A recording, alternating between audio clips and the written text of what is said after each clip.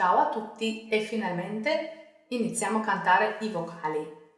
Oggi vocalizzo con la A estensione per i bambini.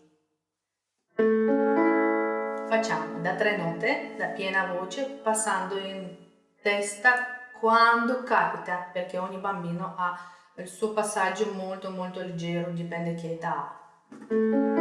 Importante è aprire la bocca, sorridere e pronunciare ma. Partiamo.